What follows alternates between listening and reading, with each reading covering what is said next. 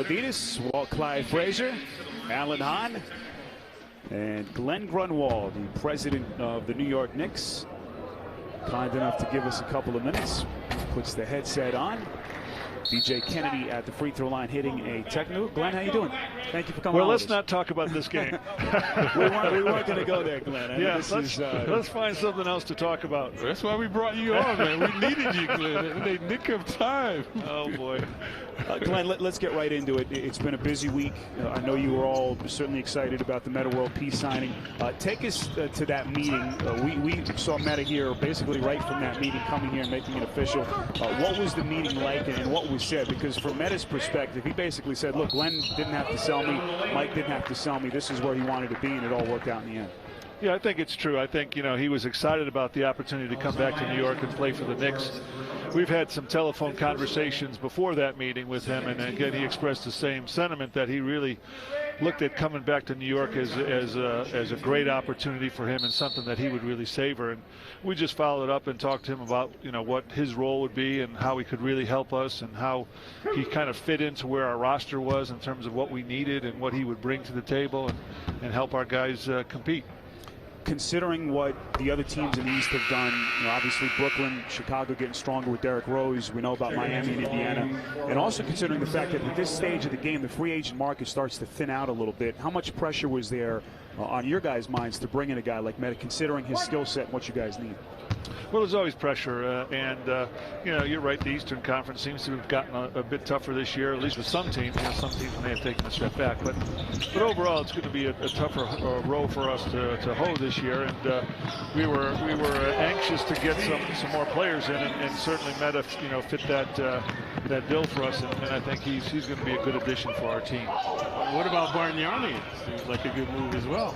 Yeah, we're excited about him. He was in visiting, taking his physical for the trade, and he was excited about the opportunity to come to New York with a fresh start.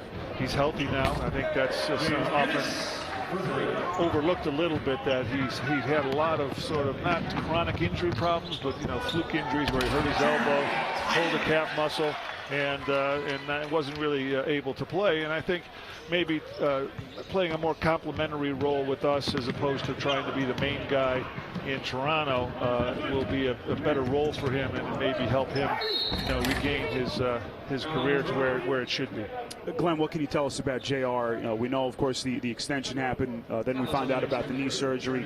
We're assuming everything went well, and JR is going to be on point to come back as soon as possible. Yeah, JR's back in rehabbing already. He's anxious to get back. So, we're very hopeful and optimistic that the surgery is what was needed, and he'll be back, soon enough in the season to not really miss a beat. So we're very happy to have JR back, and the surgery was necessary, and we expect it to be a success. What is this summer league experience like for a guy like you in your position? Obviously, movers and shakers from every team are here. What is it like in terms of communication? Obviously seeing guys you've known for a long time, but what is it like to be here in this environment? Well, in a sense, it's a convention-like atmosphere. I don't think they're throwing water balloons out windows anymore. But you get a chance to meet people and see face-to-face as opposed to just talking on the phone.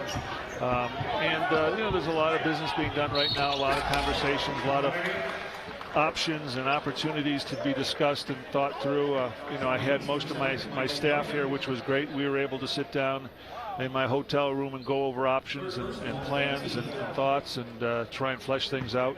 So it was good to have everyone on our staff here, in addition to be able to work with agents and other team executives.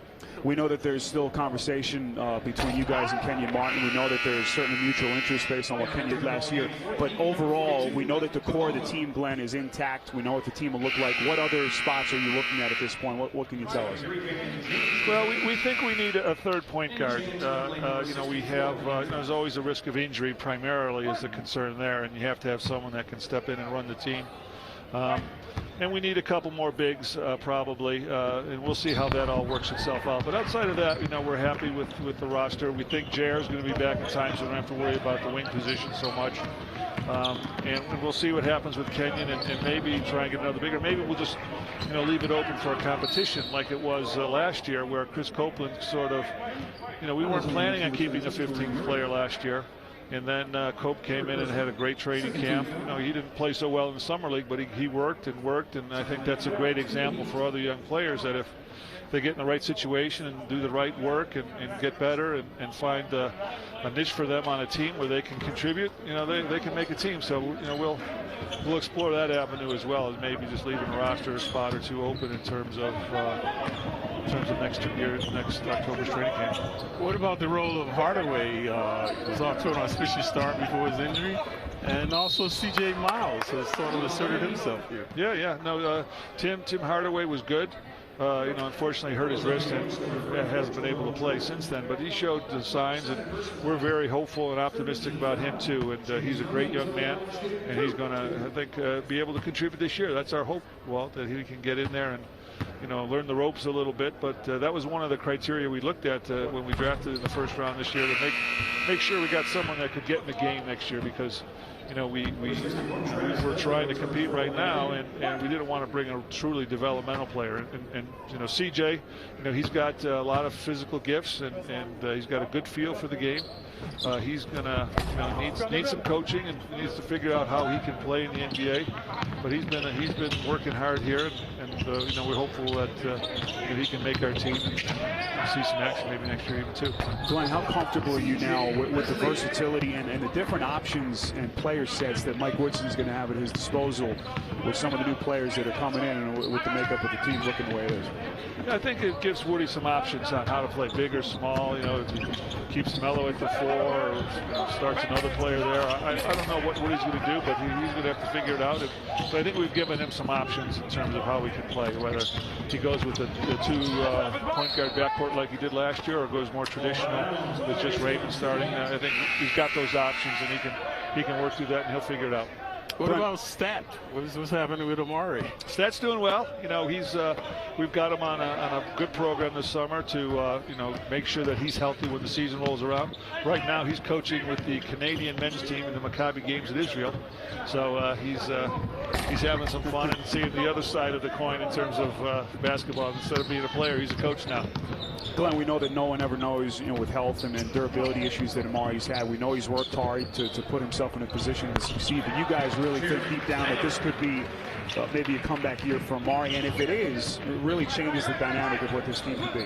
Right. Now, you know, Amari last year, he really worked hard in the offseason, and maybe too hard. You know, maybe, you know, we need to pace him better for the season, so that when, you know, the real games begin and the playoffs begin, he's there for us. So we're hopefully a little smarter this year around and understand where he's at and where his body's at, and he'll be able to play on a regular basis and contribute regularly. That's our goal, and that's what we're trying to do with his off season and with the season.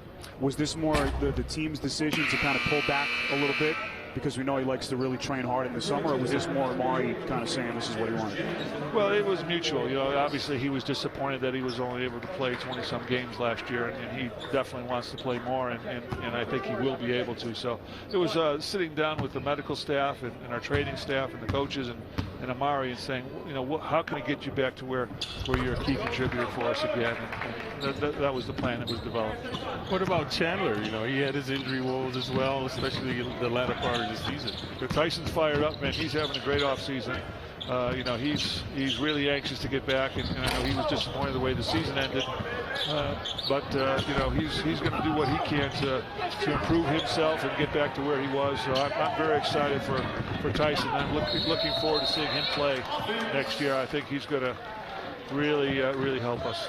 Glenn, when you have an off season like this, where you know you really have a lot of constraints financially with what you can do with the salary cap, is it more of a challenging off season in this set of circumstances, or you know, is it more difficult to rebuild a team from scratch where you don't have the big pieces that you guys have in place? Well, it's challenging, but in a way it's simpler, you know. So, right. You know, we can tell the agents, you know, this is what we can do. You know, this is the opportunity we have, and you know, we look at how the success of some other players that came here on some, you know, short-term deals, and how their careers improved both from a financial as well as a playing standpoint after they played in New York. So I think there's some great opportunities for players to come play in a good team, play with a good coach. And be on such a big stage, and so that has been, you know, fairly successful for us, and we're hopeful that we'll get one or two more good players to fill out the roster here. Meta told us the other night that he would have played for $1. If you offered him $1, he would have taken the deal. Well, fortunately, he didn't have to make that decision. He's got an agent that didn't feel the same way. I don't know. We should talk to that agent first before. No, it's great. I mean, he's got a great spirit, great heart, a great attitude, and I'm really looking forward to having Meta on the team. Glenn, always good seeing you. Hope you get some time to enjoy yourself this summer, and we'll see you soon. Okay, thanks, bro. All right, that is Glenn Grunwald, Vice President of the New York Knicks, in attendance here in Las Vegas. We'll continue on MSG right after this.